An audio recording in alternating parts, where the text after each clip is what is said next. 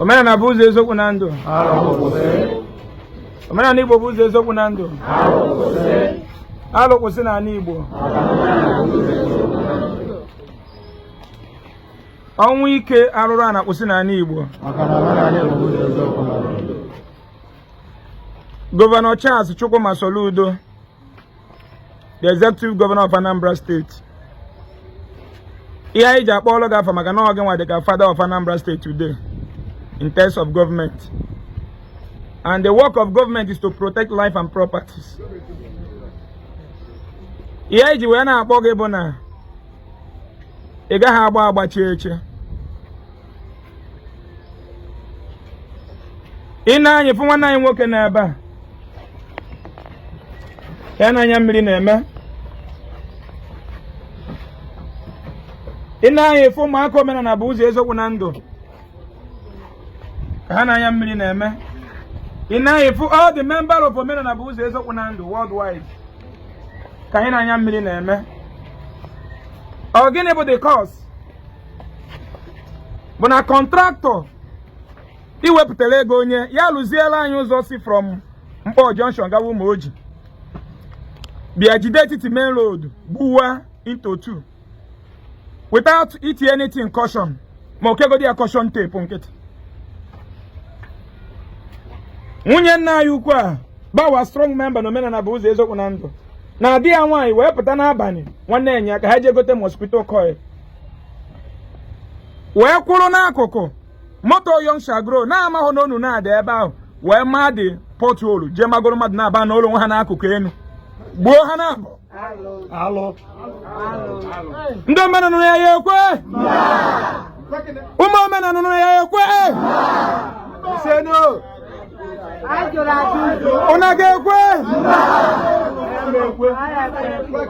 Anyị asị na ya ma nkwu ya n'ihe anyị ji gbawa Soludo anyị ji si na ọma agba agbachi eche na ọma weta ego ka ha rụọ ụzọ bịakwakwuru ebe ha na-arụ ụzọ. So n'ihe ọ ga-emeela anyị bụ na Anambra State Government under the leadership of Soludo ga-provide anyị contractor ji ọrụ ahụ under must. Ha ga-provide anyị the contractor ji the ọrụ under the law. Failing to do so, anyị ga-eburu ozu mmadụ na-aba ajedo na government house n'Awka. Fire eri fire ya. We appreciate the governor by his sign ego ke we doziela anyị ụzọ. Then omeghalụ we sign ego si meziela anyị ụzọ. Na onye nyeziri ego common caution tape nkịtị. Ụtụtụ a kịta na video evidence ka ọ na-play here. Ụtụtụ a m bịara ebe a. Ka ha jizi Hilux evidote ma platinum and everything we buteze those caution. We doweze from ebe agbagowe to Ekempo. Si ebe a dowe gabato. O nwere onye ọbụgodo onye kpuru isi, ọ bụ na ụdị ha dị ogodo onye kpuru isi. Ifuru enihe ị ga-ebido mee gịnị? Slow down. Mana driver na-agala onwe ya hoping no express corner. Ọ bụrụzie taata bụ 9th of August, 10th of August. Ka unu ya ebutezi caution. After go gburu mmadụ ịtọ, not only na ogburu onye otu anyị, after ka eburu ndị otu anyị ajewe mọchụwa, na sị na omehọ 10 minutes ogbuko onye ọzọ. Not only that, mụnwa nụrụ anọ m n'Owere onye isi ndị nna Ogbefi Akunne wee kpọọ mụ yesterday gwa m na mkpagba akpalụ na nwanne anyị nwaanyị na-achịkọta ụmụaka omenala bụ ụzọ eziokwu na ndụ every Sunday. Ọ ka na-echewa ya ka ọ fụrụ nwa 17 years. Every Sunday ọ maga ụzọ bịa na-achịkọta ụmụaka na-akụzili ife. Tata ụmụaka afụrụ that our sister. Nwunye m na-ebesa akwa. Nwunye m si ọ pụta na this our sister man kụzie ka maka nwa ma bụ every Sunday bịa kurie. Onye gburu nwanne ya bụrụ odogwu. Onye gburu nwanne ya bụrụ odogwu. A whole satisfied engineer enye contract ịlụ ụzọ igbuwe etiti main road without putting caution. A na-eme eme n'ụwa niile. Ndị omenala na ya ekwe. Ụna ga-ekwe. Una gekwe?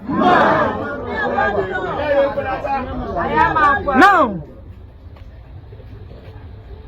yesterday MC Owerri rush na abia na abanye ebe 10. The same spot gburu mu na ya. Come on with accident, the same place with my Highland and Blue.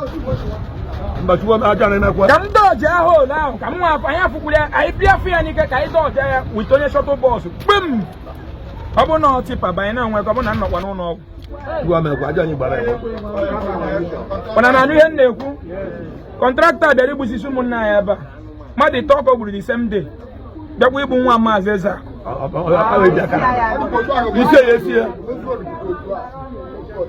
The same with Tobo. Oh, the port of Dakwalaba yesterday, Kaida Kalaba. Kaida Kalaba, na kwanye tipa dakwaje. So ya na Anambra State government na yo His Excellency Charles Chukwuma Soludo. Biko, anybody very maybe this your government. We must fight against that person. You know, want to fight against that person. But Obo need to deaf ear to us. Need the high end. Man, I even though men na buzi ezo kunando ge burozu wanta kelia na mamia bia na government house no. Underboss. And then my boy men na buzi ezo kunine on Tuesday. I get mail for candle night na that spot. Eba aho. Ha no me. Onye obuna putawa on Tuesday morning 9 a.m. Man woke my wine. Enough is enough. I na edozi I na ebula yu munna ya na edozi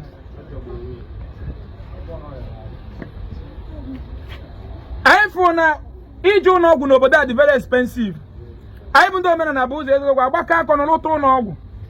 Ụmụ nwanyị niile na-amụ nwa n'ụlọ ọgwụ bụ free of charge. Nwa onye na go tenko major operation wee mụ. Ndị niile mụgoro nwa na omena na healing hospital maternity nwe bụ onye na tenko. Nwanne anyị nwoke a na ebe a bụ onye ọrụ akwụkwọ. Onye adasi enu. Ọ da anụ mamịrị since over 6 years. Mana last 3 weeks ka anyị mere operation. That don't ji ihe o ji bụrụ nwoke anyụ mamịrị.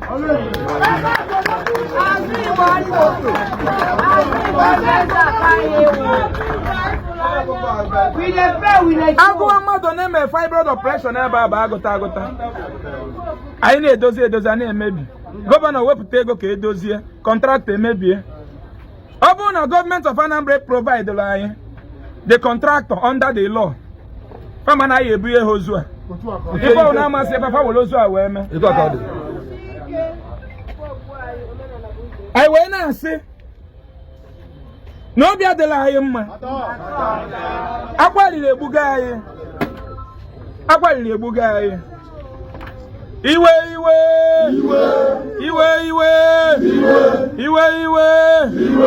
na-ewu unu.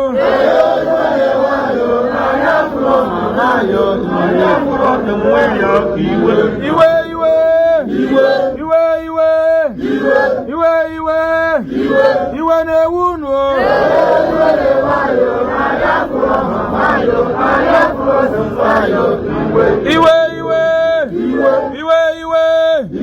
Iwe na-ewu unu.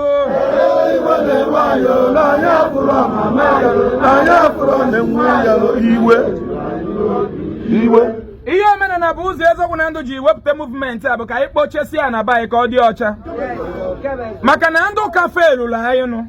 Mele anyị ji sị ka anyị nwebe ọgbakọ omena na bụ ụzọ eziokwu. Maka ụdị ihe a mee na ala Igbo, ihe ndị Reverend Father na Pastor na Bishop na-agwa anyị bụ na uncle anyị sendịrị motor accident. Si kpee ekpere ka Jizọs kwụsị motor accident. And I'm telling you in the whole world, onwere ebe ọ bụ Jizọs na-akwụsị motor accident. Ndị na-akwụsị motor accident bụ gọọmenti building a good standard road, giving a road speed limit monitoring camera. Mana ọ dịghọ na-aba anyị nụ. Ụdị ihe a mee mgbe anyị cheka na-eje ụka ọbịa. Ihe ndị Father na ndị Pastor na Bishop ihe ekwu na Chukwu weta na Chukwu ewere ugo. Mana ihe anyị kwuru bụ na mmadụ welu nke a contractor bịa welu ụmụnne anyị. And don't get face the consequences under the law. Oh yeah, na your government of Anambra State. Let them provide him under the law. He says, ihe ji bido ọgbakọ omena na bụ ụzọ eziokwu bụ Odia me kai gwa muna no nwere onye village send the accident. Kai gwa ndị buy the cause of the accident. I know who the cause of the accident. I know tie action. Manage sonye obuna putawa on Tuesday. Kai tie action go simple wa the cause of accident buru mama na nwanne anyị nwanyị. Buru mmadụ ito the same day. Nne na nwa this woman buru nwa for 9 months. Nyala Zugidi Okucha Secondary School. A contractor, Governor Soludo Nyalolo, and Ala this woman and where into a kilo. Where's in here contractor man when I get Chirias? Okay, Chirias. So, Angel Kulo Quabo. Now I'm under that week, can do Cobia. Nothing not to go with the Nachuka will go. Mba! And I know on Tuesday, on Yabunabiawa, Niluaba, Yabi Hemel, Nilando. Me boy, men and abuse, yes, your go. Men are Bioba, Comeda, Bioba, Ibrahim, freedom fighter. When you're talking about them, Biawa on Tuesday morning by 9 a.m. Nirinando. Also, Simple Junction, Joe Moji. Kai Guambo, where you Bulumunai. No name, contact Megan. I send no na agwa mere oji bula agwo omwanye were aka nke a ga-enye aka no na government of Anambra State that respond through our action oge eme nwa ebe ọzọ na arụkwa ụdị ha contract ejiri maka ihe mere onye otu ya tinye gịnị motion maka onwere onye mechi ebulu ozu onye ọzọ n'isi dịka ebu nkwụnkwụ onye ka ndị fada na ndị pastor ji ree ha n'Igbo resi ndị Britain resi gọọmenti anyị onye nwe ụlọ ọnwụ ike a tupu ụfọdụ eje nie ya ọchaji the family ego consign ya bụ ihe melụ onye a ji enwu agwa gị no attack no spiritual attack no ihe mere na mmụọ wee na-agwa na ụmụ Chukwu okike abịa mana aja anyị ọgwa anyị nwanwe Igbo ọ bụ na edoziri ebe ndị ụka dị ọgbara dị idozi ebe okwu n'ụka ka ha bụ ihe a chọrọ bụ ego ha ga-eji ruo auditorium mgbe private jet Onana na-ekwu Abuna ha na-atinye ụdị action akịta anyị na-atinye government will have do the needful in our life. And then na agwụ bụ Tuesday morning onye ọbụla pụtawa. We are still onye ọ na-get black and black. Ndị na-eyiri akwa ndị na-eyiri black n'enu. We are still pleading to the government of Anambra State and the father of Anambra State, Chukwuma Soludo. Omena Buzedo have done a lot under your government. I am making Anambra State uncountable operation free. Round the name on Anambra State one free. Now do so go cause all the dear. Roman and a healing hospital and maternity Anambra no more Igbo na Mumwa free under your government. Hearing out to support government. And somebody in Lego, Kedozela Yopolozo, a Jidego. Jidego, Jidendo Munai. I say, provide this young man under the law. Failing to do so, our governor, I gave Blue was a button at government house. Almost you know, gave Budozume on a prayer. Do the lawyer na nwunye mbụ Chinyere Letitia Ọnụọha na Chinyere nwa m Ọnụọha na ezinụlọ m niile bụ na omenala ka anyị jiri mere nzukọ mbedebe bus stop anyị mere nchekwube anyị nke ebe m tiri isi ezinụlọ m na-akpọ m n'azụ anyị echereche anyị nwere ike ije na week Adam nwanyị Adam bịa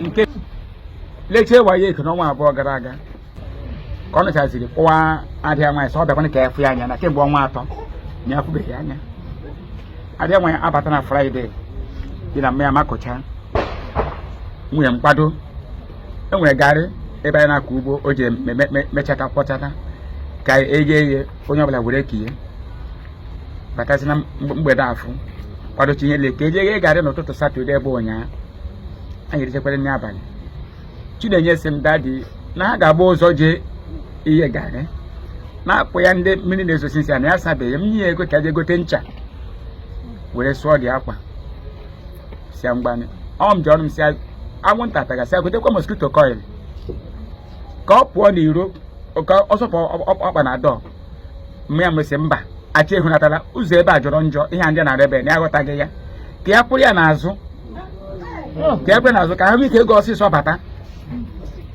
ọ ka nwunye m na nwa m siri pụazie ha krọsụla main road na ị n'akụkụ ebe hipụrụ aja bụ akụkụ gota ka ndị na-agba n'ụzọ ji moto nwee ike kọtụ ọ pụọ ka ha krọsụọ moto yọngụ esegbosi ma aja ehipụrụ ma gota bịala ebe ha kwụ ja gbuo ha. Anọ m na ime ụlọ nga sekuriti kọmpani anyị bịa kpọwa m omeka na m za ọsị m bịa ka ebe ụmụ m nọ sị ha jere igote eriro ọsị m enwere asidenti mere ebe na ya ghọta ihe a na-aka aka ebe ọ dịkwa njọ njegori ka m na-apụ he ka mmadụ 6 ma vụọ m ma ndị ha bụ ọgabiko were nwayọ sị gịnị ka m mere na-asị were nwayọ hapụrụ m aka ka m nletịpụ anya n'ala lekwe nwe m ka ọ tọgbọ n'ala nle na aja nwe ehipere lekwe chinenwa m ka ọ tọgbọ ntiwe mkpu kpọwa nwanne ha nwoke ya agbata ndị mmadụ biko onye maka 18 ndị a kpọrọ gawa ụlọ ọgwụ nwa nwoke bụ Chigozie na onye nwoke evuru moto bịa adị ha na moto anyị jebe Crown so na Crown tiwe mkpu n'abalị ahụ dọkịta apụta nọọsụ pụta dọkịta sata ewetu obi ka amara ihe na-eme so tụtụ testi fee n'isi testi nka fee n'isi sai na ha nwụkwana nse gịnị mgbe ma nwụọ na jide ma nwụọ ezi mgbe ma nwụọ na jide ma nwụọ ezi ma lọwa akpọ ndị omenala kpọwa ndị omenala ndị ọkwụrụ nwanne mgbere ọkwụrụ ọgọ nwere ọkwụrụ ụmụ nna mgbere adịdo ka karịa ọkwụrụ njiri bụ ozu ma m na nwunye m otu ka ọ dịzi kịta ọ wụzi ndị omenala si m nnọrọ ka ha mụọ maka ya na gọọmenti ga-anọrịrị maka ya agbọghọ gọọmenti si gịnị kwanị ka m na ezinụlọ m mere a ga-eji were anyị azụ aja na road a na-asụ arụ gịnị ka anyị mere unu gwara m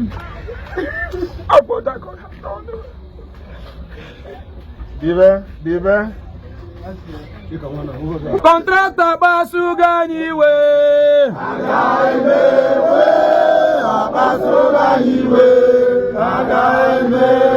kọntraktọ kpasugo anyị iwe ewo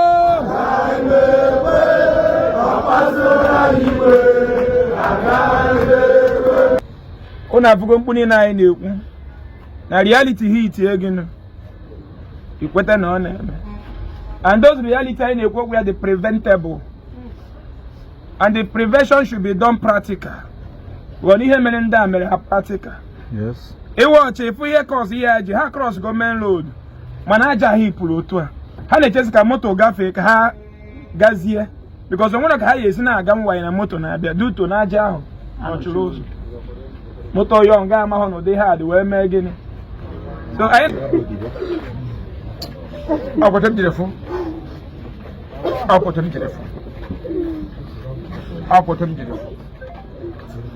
ọbụna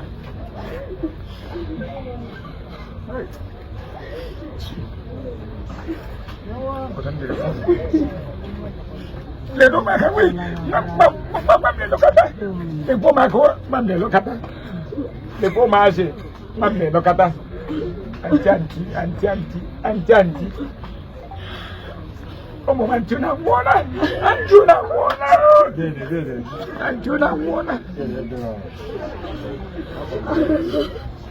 antuna muona chidere ma muona mote bole chidere ma bo mame ya